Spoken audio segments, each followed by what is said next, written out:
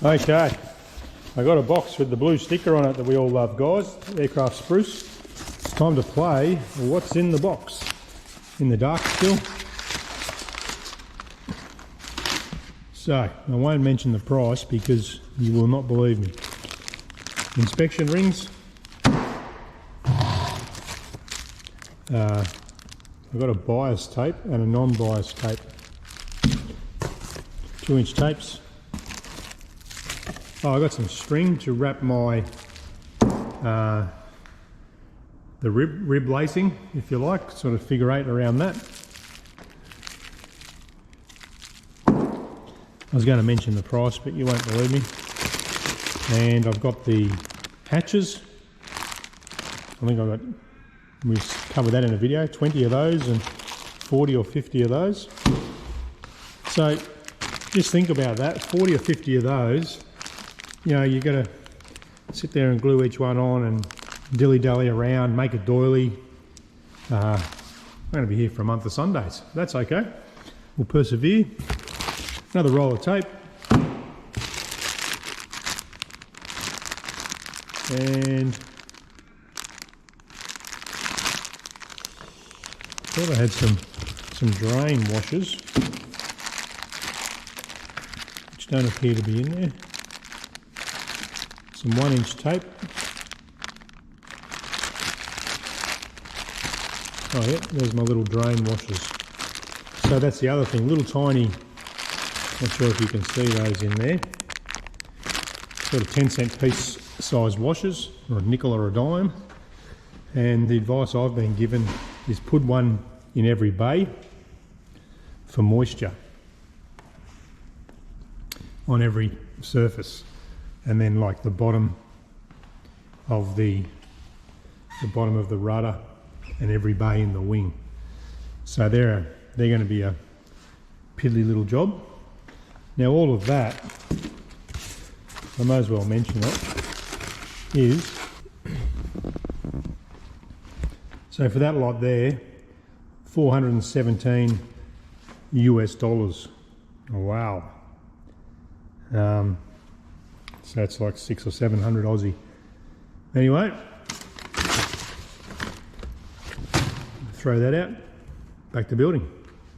All right, so while the power's out, I'm just going through, so I'm just masking everything up with the anti-chafe tape. Still got to do here. Don't underestimate the amount of time this is going to take. Not that we're in a hurry, but it's a bit like gift wrapping a horse or something, some weird shape. So just spend as much time as you need, I guess. And then it does fluff up, like on the table underneath. If you drag it, it'll fluff up the other side. Just needs a good going over right at the last minute prior to the fabric going on. And the tape seems to stick well to tape on tape. I like to do I'm just doing so I had 2 bits of tape across the hinge for the big rivet and the edges, and then I just wrap each end to sort of close it all in. The first aid field dressing, I guess. And see what I still have to do here. I've just flipped it over and finish off around here. I'll do that while the power's off.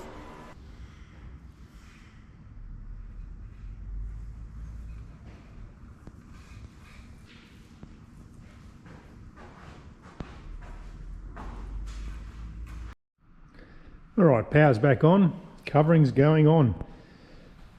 See here, I just cut out for the hinges.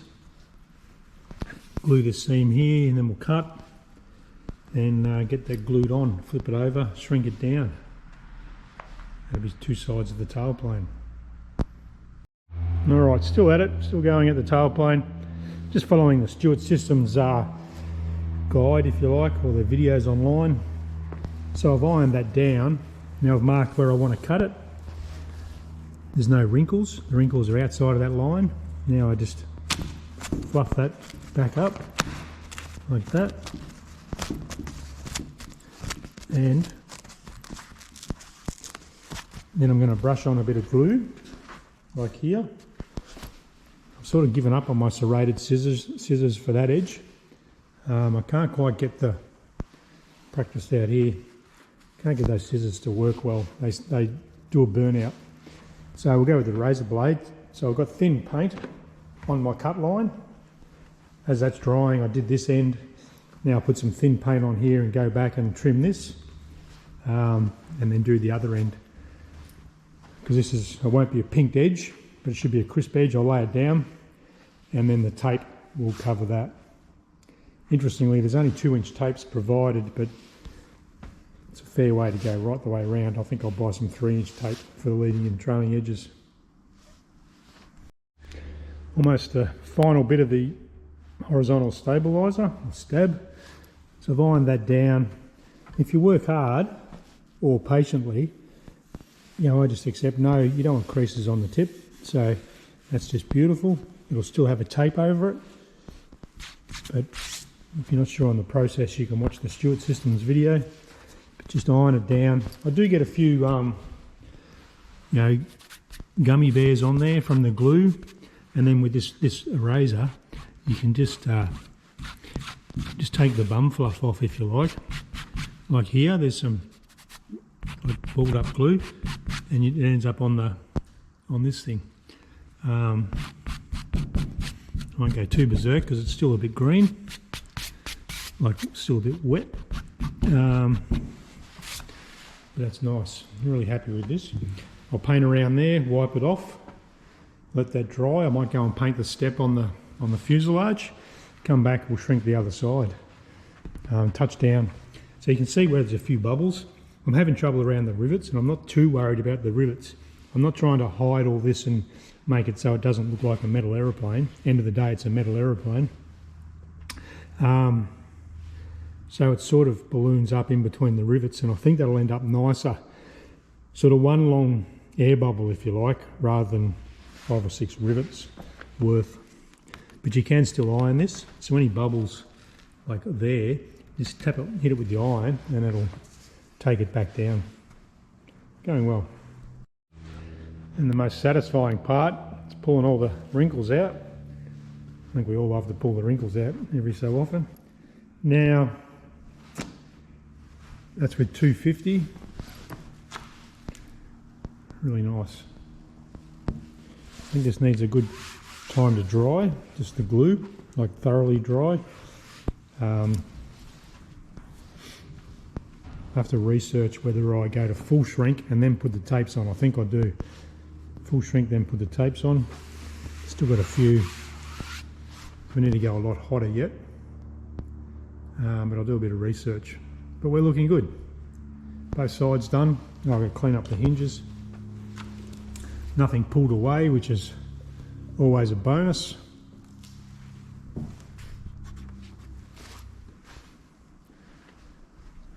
Not a bad day's work. Give it a chance to get all of this up to 350 degrees to really stabilize it. Now, the one exception to that is if this was a lightweight structure, if it's an ultra. All right. So I've done 2 passes at 250. I write stuff down on my bench here. I'm going to crank this up to 300. That's what's good having the test piece here, because I'm going to sit the iron on that. And this is thin covering. That's medium to thick. The iron's just clicked off. Should be about 300. 300F. That's not too bad. So, it just depends where you hold it on the iron, of course. 280 down there. Let's go top dead centre. 300. And it'll cool down. I'm just going to wait now. I want the thermostat to kick in, and I just want to check the overswing, if you like, on the temperature, and then we'll do probably 2 passes each side at 300. So it drops down to 280. I think about 270 it kicks in, but you guys don't have to see that. So I'm calibrating the iron, and we'll keep an eye on the temperature.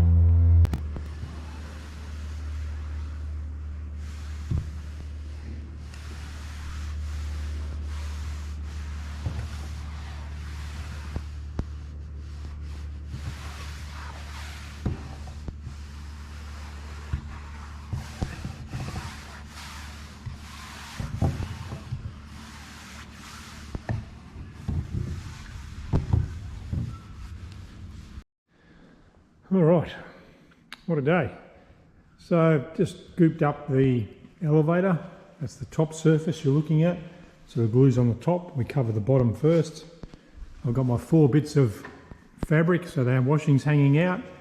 4 elevators, 4 elevator surfaces. I've gone to 300, left myself a note. I've gone 2 shrinks at 300. Now, still don't think this is finished. Still quite a bit of work to do.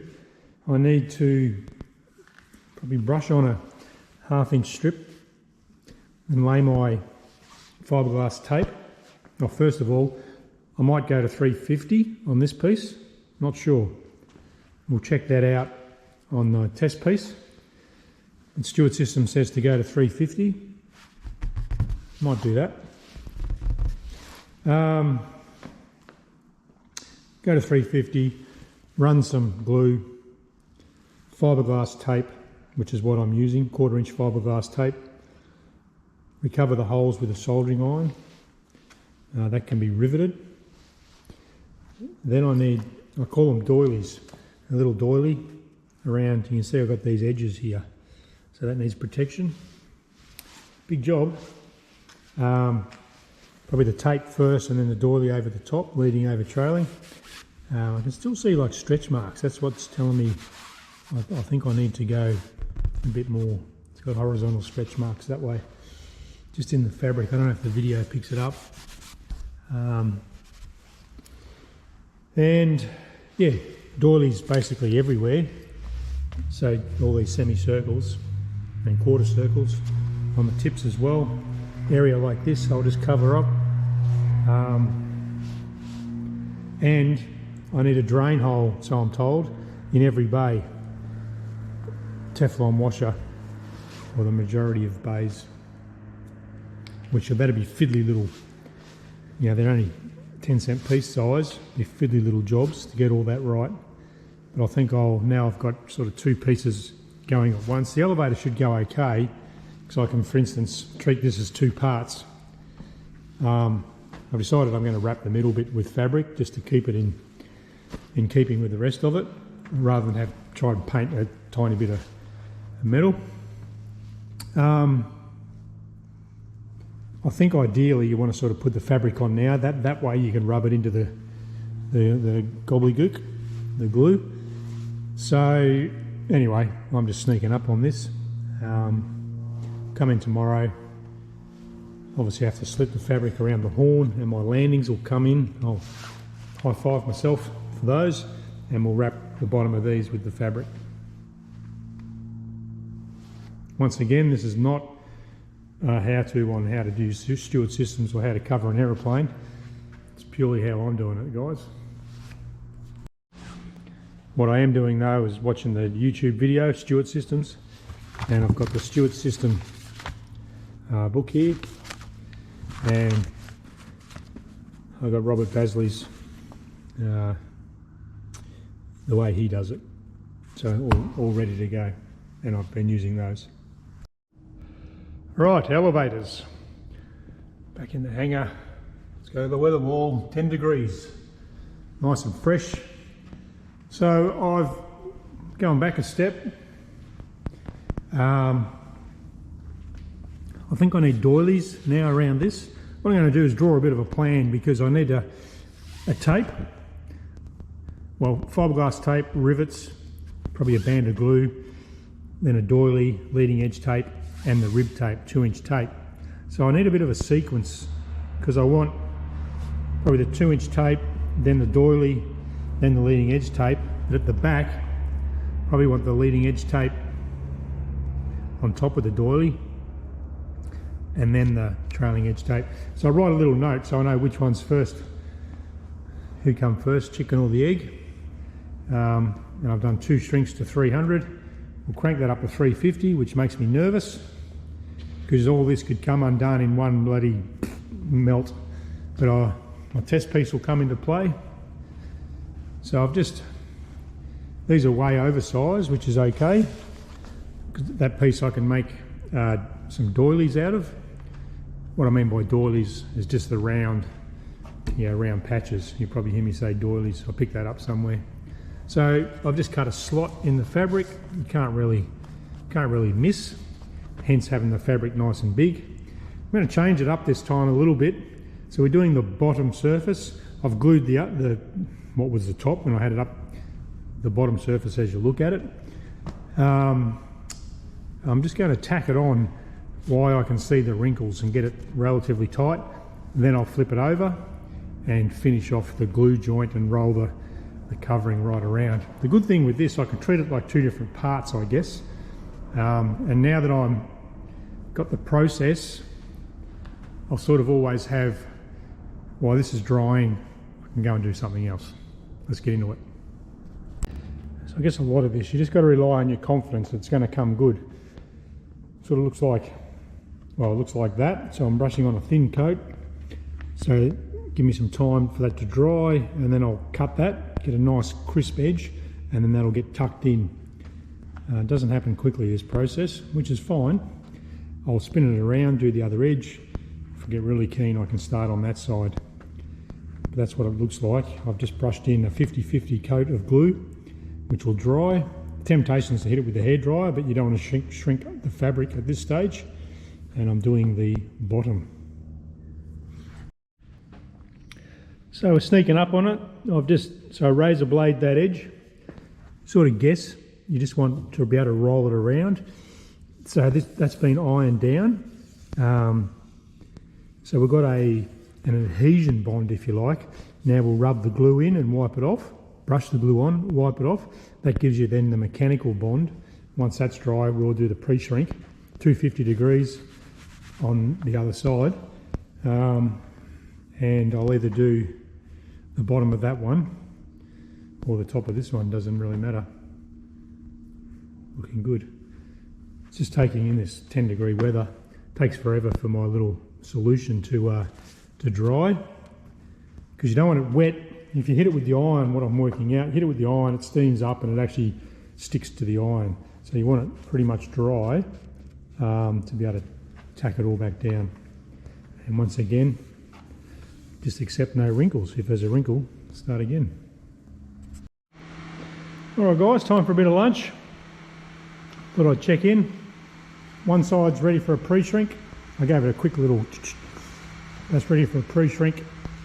This one here, I've glued the edge, have some lunch, trim that off, wrap it around, let it dry, and pre-shrink that. Hopefully get that done before I go home. Simultaneously, or at the same time, I've put the fiberglass tape on there. Now it's just a matter of soldering iron through the holes. Then I'll make some doilies up as well. I think I've done both sides with the tape. Yeah, I have. Both sides with the tape. That's final shrunk. I'm really happy with that. And we're still nice and straight, which is good. Bit of a mess going on, but I usually pack up every night, but I'm just going to leave this like this because I'm using everything at the moment. Feels like sweatshop labour. Probably won't be much more to see today. And that's lunch ready. And it'll be the same again on the fin and the rudder. And then we'll tackle the big boy.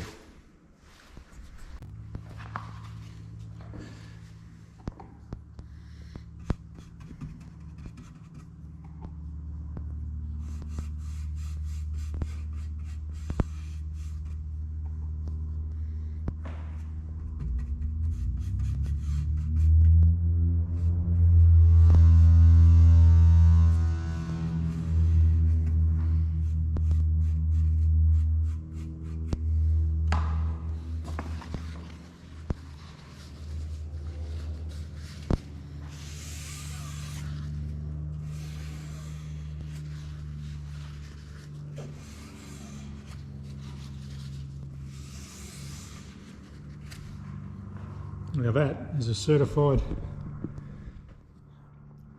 joint. Just keep going around like that.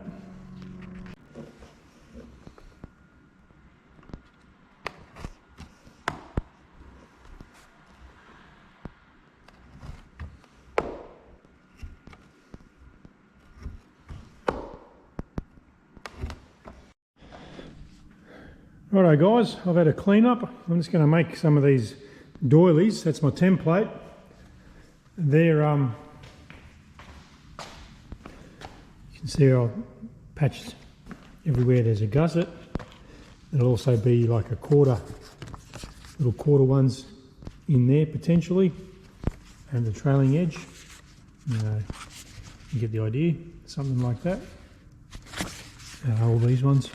No, that'll be a full one. So I'll get to cutting that. I'll get to cutting those. It's been a big week, a lot of visitors. We got some done. I'm in the mojo now. I've worked out the system. It's quite nice just to go along and glue it, wipe it down. Just a cure time, I guess, just because I'm impatient. But I've got enough projects now, enough parts. I could even start the ailerons if I really wanted to. Don't underestimate how long covering is going to take. Thanks for watching.